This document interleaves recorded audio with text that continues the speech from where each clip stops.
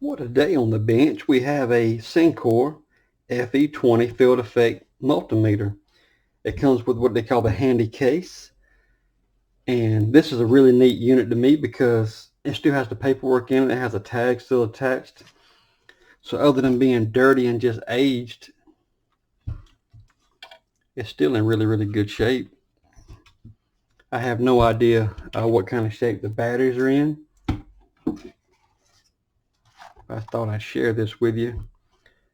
I really enjoy old meters and just things from a different era. You know, I've collected like these little small pocket DC battery meters, like this one that's copyrighted or patented in October the 3rd, 1916. Love Mako. This little bead pocket meter that still actually had the box with it. It's getting in bad shape, but a guy I work with come across this one. He thought about me when he saw this one, and this is definitely something I'm interested in. It's really neat. I don't even know if it was hardly ever used, but it's still got the manual, which is incredible. It has the actual schematic, and just, you know, shows you up to 30,000 volt high resistance high voltage probe, which is a little unusual. I'll set that aside. With all this corrosion, I have no idea what kind of shape the battery compartment's going to be in, but I'm taking it that used to be a spare fuse there, if you can see that fuse holder. And there's the old high voltage probe, which is neat. So we'll look into the battery compartment and just see if we can possibly get this old meter back functional. So both of these screws out. And I believe, yeah, this is the battery compartment here. Get the leads out of the way. And boy, is it ugly. The battery holders are totally apart. I actually did not expect any better, because I definitely figured that the batteries were left in it, and it had been probably 20 or 30 years. So we also noticed, with the cool thing about having the diagram, we saw that it said C cells somewhere right here, long life C cell, and I saw it said 9 volt on the schematic as far as the power supply for it, or the cells powering it. So I knew it was a good many C cells in it. So I'm just actually going to just get these cells out and discard them. The first one wasn't terrible to take out.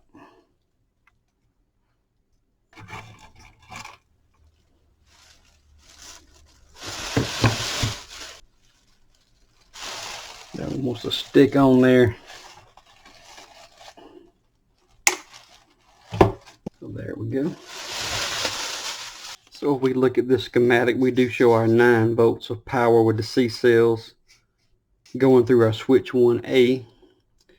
And if we follow and see our dotted line to switch 1B, part of this same circuit for the power on, we see that we also have a 1.5 volt battery for the ohm scale. So it shows it going through the battery test for the 1.5 volts. So just like we have the battery test here, which is here. So that's why we do have a 9 volt and a 1.5 volt. So we had a small, sorry, you can see that we had a small 1.5 battery holder here, and then we had the completely corroded out battery section here, where we had our 9 volts with our 6 cells that were just in series. Here we see with the jumper what's left of it. Even though these batteries won't last near as long as C batteries, I just have a 9 volt, because I had a 9 volt battery connector. I didn't have a single AA, but I did have a dummy cell. So there we go. We're gonna hook up our 1.5 volts. Look at how they even listed the price and the actual part numbers, spare parts. This is the same sheet that actually has the schematic on it, of course. So we see here what the price was in 1970. At least that's when this was issued. And the highest price thing besides the meter was $25 if you bought the 200 microamp meter, because that is your heart of your whole meter is the actual your microamp meter. And then we come on down and you got your range switch, and then $12 for the high voltage pro back then. So at least the wire isn't terribly corroded. And we actually know our polarity, even though the wire colors are actually not on the part for the switch and the 1.5 volt battery. But we do know that the switch is on the plus side and the minus side is going to go back to your zero adjust. So the minus side, which we can barely make out on the holder, if you can see that, that's minus and this is plus. Same way for these, it's hard to really tell, but the blue wire, we know the blue with the white stripe is coming up to our switch, and the green wire is the one going into our ohms adjust. That's how we know what our polarity is. Same way on this one, except for this one does show red coming all the way around to the switch. It don't show what's going to plus, but we can follow that out and it's going to be red also. It's going to be this red here was going to the plus, and it was going back through and looping and coming back through on minus on the yellow. We do see here that this was plus and that was minus this direction. That does validate what we're saying on polarity, so I feel good about that. I'm just going to use these Wago terminals just for testing here. Eventually I'll get this all cleaned up, maybe solder some better battery holders in here. Our blue's going to go here.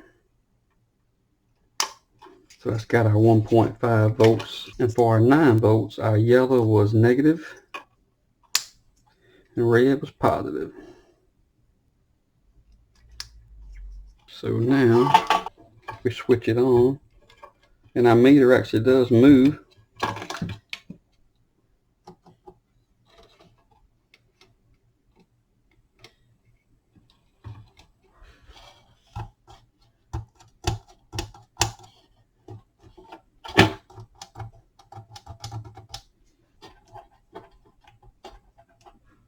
So I've taken the 4 screws off the back so I can lift out the actual meter housing itself.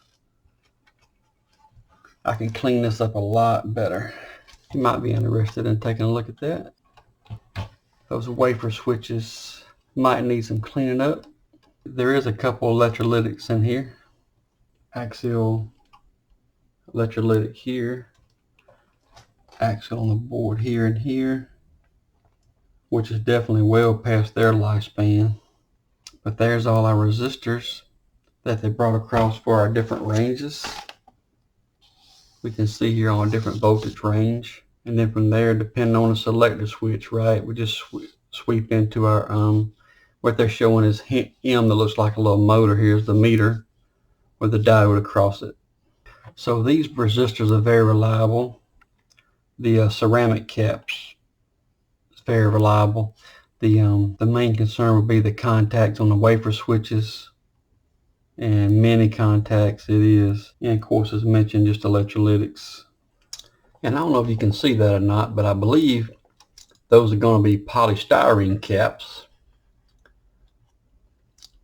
The silver ones down in, hard to get it focused down there, but I hadn't worked on too many electronics that actually have the polystyrene, but even the few I have, I've never had to replace a polystyrene cap. Very stable caps and very, very reliable. That's just a protection diode, but I bumped it and it just popped off. It looks like it was actually I guess that was soldered on from the factory. I'm going to solder that back, but it shouldn't be stopping the operation. That's not the problem with the meter not responding.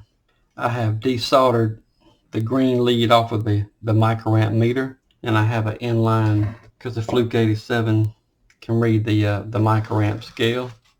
I like my 179, but it don't actually have the same lower microamp scale on it. So whether you're working on some heater systems with a microamp flame signal, something that's a small analog meter like this, it does come in handy to have the microamp scale. If I do switch over to my battery check, we see the needle barely moves and bounces back. But on our scale, we go from 50 something microamps to like 170. So we also have a battery check on our main. This is our ohms battery check, so our 1.5 volts will be checked there. And our main, if we hold it over this direction, our main is showing about 150 microamps and goes back to 58. So unfortunately, the meter's just not responding right. I can work on the bad connections and the signals and trace it through, and I was actually looking forward to working on some of that. But unfortunately, very surprisingly, it looks like the analog meter is a failure, which is a bust, because I mean this is the heart of the whole meter. And the way this thing was sitting in a case on a shelf for years, I really would not have thought the analog meter was bad. But it was a gamble and it was worth the risk. And I still like the unit. And it ain't like I can't repair or do something different. But I do like it as is. I just like it for the piece, for the 1970s era, where this meter claims, you know, it does so much better than your old meters working on transistorized circuits. So being able to check ohms with your low and high power here when your ohms was kind of at least Sencore thought it was like a little revolution here, like a state-of-the-art, a cutting-edge technology, which for 1970 it is pretty impressive. So with the low and high power modes, ohms putting out either 0.8 or 1.5 respectively, just being able to do more in circuit. But you can tell here as I change my zero adjust, that potentiometer is actually working and it's actually adjusting. The ohms adjust is responding as well. I don't know the exact range, but it is responding. If I go through my, see that should be pegged out at 245 microamps. And we should be way down at 59. And of course, if I disconnect my lead completely, it doesn't even go to 0. So it's responding, but very, very little.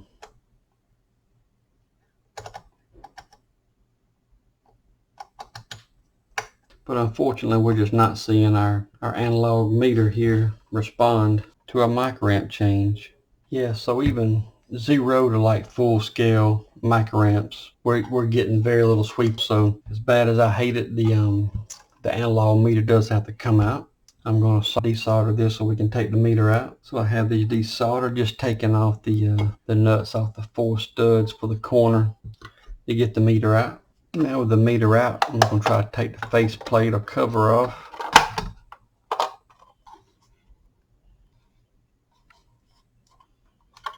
It does actually have some corrosion that has gotten into here.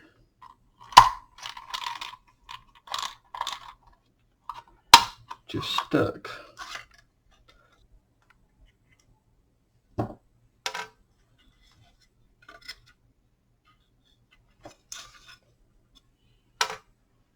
So I believe these were our stop limits that were mounted. We also verify here that it does say full scale is 200 microamps DC, just like the print and the spare parts list said. We just couldn't read this with the cover still on it. We couldn't read the date. I looked for it, but I couldn't find it. So back now with the meter apart and with jumpers hooked back up to where my signal was coming into it, and a meter once again set for microamps here.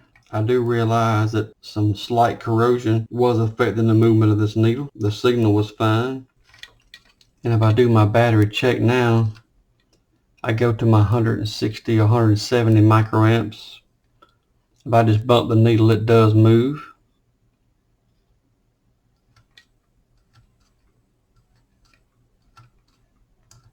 So that's a promising sign. That's a lot better than it was.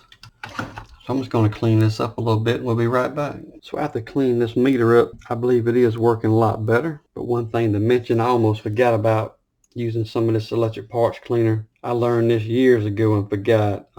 It works great on motors and electric things, but even circuit boards is usually fine. But it usually tells you don't use on polycarbonate like Lexan and some thermoplastics and things. So Good thing I just sprayed a tad bit because I could tell it was starting to melt it a little bit. I like to mess up. So with the meter leads hooked back up now, if I go to test, hopefully you can see that on camera. That's one, that's the main battery check.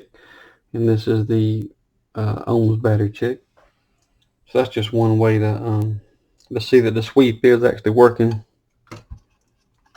a lot better. I'm actually going to put it back together now.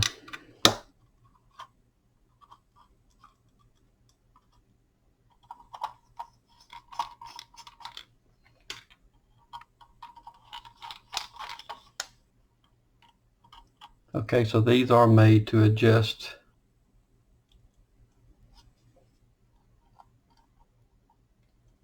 Okay. After cleaning up the meter and putting it back together, and also taking time to clean up some of the contact points with some electrical contact cleaner, we have had some success.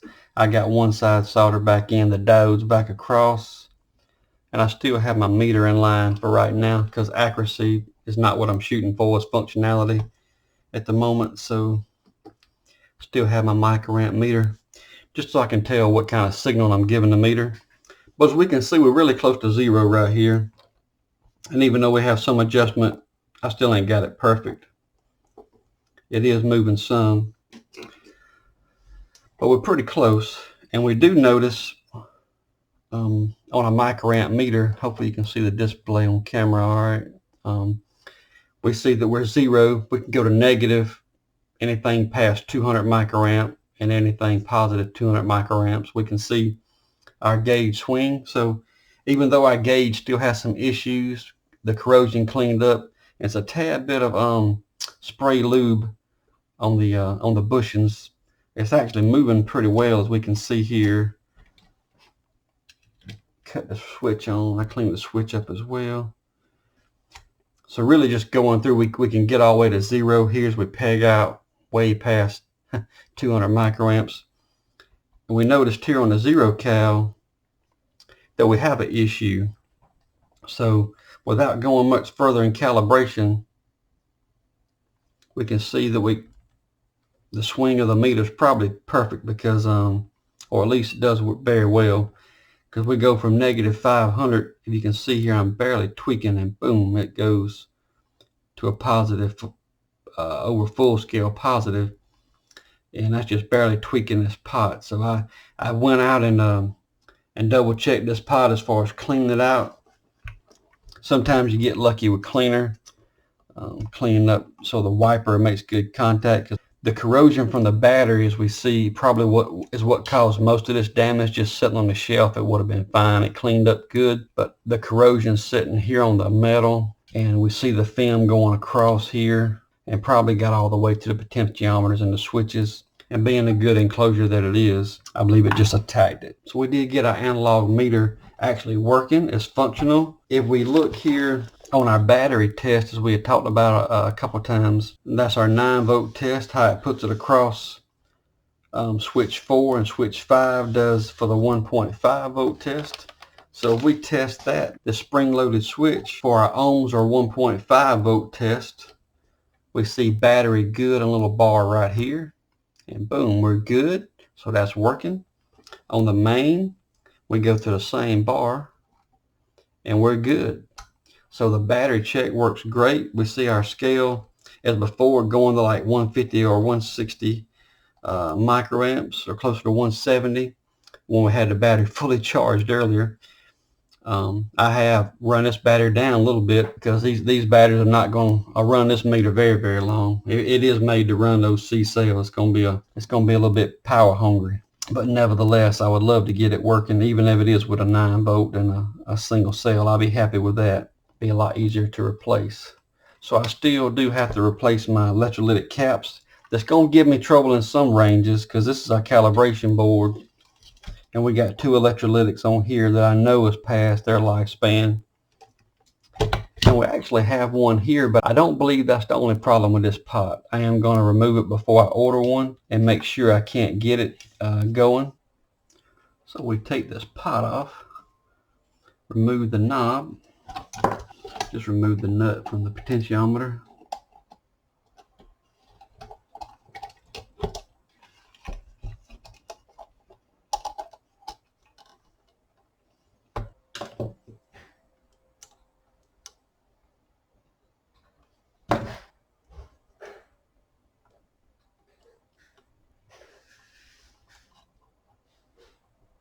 So even though the cleaner did clean it up pretty good, we still have some corrosion deposits, probably from the batteries. So that is what our potentiometer looks like.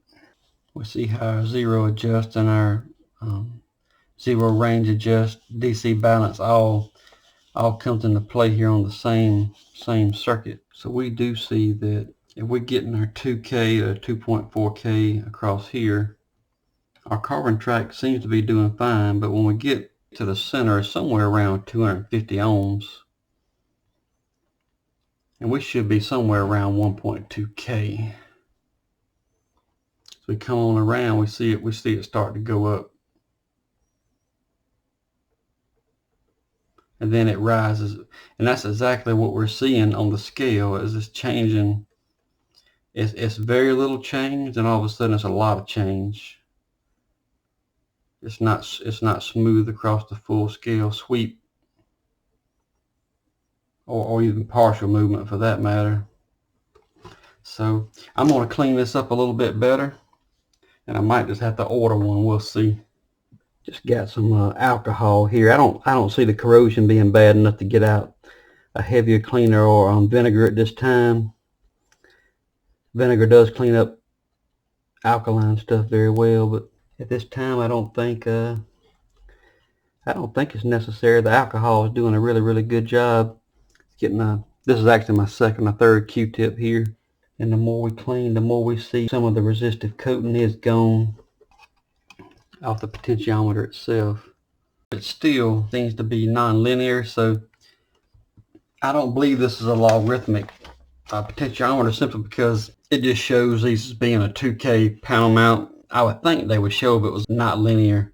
I might be wrong about that, but since they do give you the part number, they may not give you all the detail, but it looks just like a 2K pot. But it is reading non-linear, so I'm going to assume that some of this corrosion has got some of the film off of it. I'm going to just put in a linear 2K pot just for testing reasons. This is not the replacement for it, just one for testing, troubleshooting only. So now, after we solder this potentiometer in, we got our meter back on here, and we see where it's at. It's actually very close to zero, probably close enough, but I'm gonna see if I can make the sweep with the pot. And even though this isn't a precision potentiometer, we see this, it's a lot smoother. So the pot did take care of the zeroing out, at least that issue with it. So we're really close to zero with our lead shorted, and if we take it loose, we see that it does try to swing up, but we're still having some issues. And the way that the current is varying, it's either a capacitor issue, or even though I cleaned them up, I'm kind of wondering about this wafer switch here. So as I put pressure here, it seems to settle down a little bit better, at least at times. So our battery check still works, so the meter's still doing fine. It's just that we're on the negative side of the scale. So there we go. There I have pressure on these contact points for the switch. In the position here, I'm in the 1 mega ohm range on the resistance. In the low power ohm setting, my leads, sorry you can't see that, my leads are apart at the moment.